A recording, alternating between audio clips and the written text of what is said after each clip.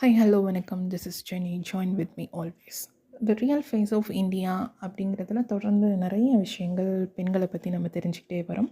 பெண்களுடைய சுதந்திரம் எந்த அளவுக்கு இருக்குது அப்படின்னா, இதற்கு முன்னாடி பெண்கள் எப்படி அந்த சுதந்திரத்தை நமக்கு இவ்வளோ தூரம் ஸ்ட்ரகிள்ஸ் நிறைய போராட்டங்களை சந்தித்து நமக்கு வாங்கி கொடுத்துருக்காங்க அப்படிங்கிறத நம்ம பார்த்தோம்.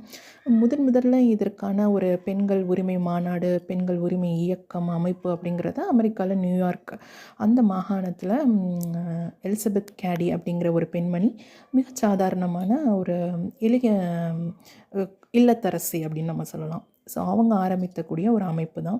அவங்கக்கிட்டேருந்து நம்ம நிறைய விஷயங்கள் தெரிஞ்சுக்கிட்டோம். இப்போ அடுத்து பார்த்திங்க அப்படின்னா, இந்த பெண்கள் சுதந்திரம் அப்படிங்கிறது எப்படி இருக்குது அப்படின்னா, இன்றைய காலகட்டத்தில் 2024 நம்ம இதை பற்றி பேசிகிட்ருக்கோம்.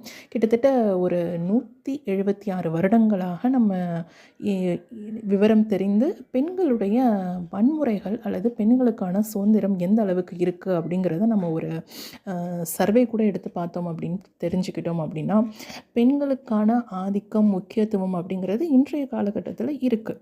ஓகே, ஒத்துக்கலாம்.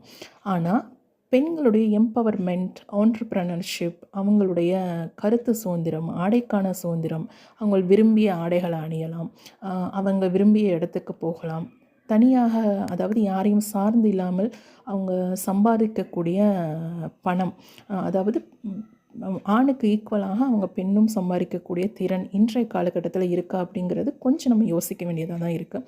அப்படியே என்ன துணிந்து ஒரு பெண் பண்ணினாலும் அவர்களுக்கான அச்சுறுத்தல்களும் பயமுறுத்தல்களும் துன்புறுத்தல்களும் இன்னும் அதிகமாக இருக்குது அப்படிங்கிறத நம்ம எல்லோரும் தெரிஞ்சுக்கணும்.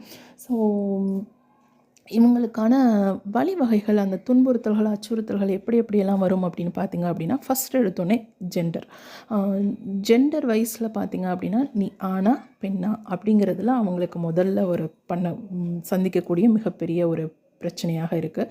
அடுத்தது பார்த்திங்கன்னா நிறவெறி, கருப்பா சிகப்பா. அடுத்தது பார்த்திங்க அப்படின்னா இனவெறி, நீ இந்த இனமா அந்த இனமா அப்படிங்கிறது. அடுத்து பார்த்திங்க அப்படின்னா மொழி வாரியாக. அடுத்தது பார்த்திங்க அப்படின்னா மத வாரியாக, நீ எந்த மதம் அப்படிங்கிற மாதிரி சார்ந்த ஒரு பிரச்சனைகள் உருவாகும். அடுத்தது பார்த்திங்க அப்படின்னா அவங்களுடைய குடும்ப பின்னணி, இதை சார்ந்த பலவிதமான தீண்டாமை அப்படின்னு நம்ம சொல்லலாம். தீண்டாமையை விட நிறைய அச்சுறுத்தல்கள் பெண்களை இன்றைக்கும் தனி பெண்ணாக இருந்தாலும் சரி, அல்லது பெரிய ஒரு மல்டி மில்லியனர்னு சொல்லுவோம் இல்லையா, அந்த பெண்களாக இருந்தாலும் சரி, அவர்கள் சந்திக்கக்கூடிய பிரச்சனைகளாக மிக மிக அதிக அளவில் இருக்குது அப்படிங்கிறது தொடர்ந்து தெரிஞ்சுப்போம். நன்றி.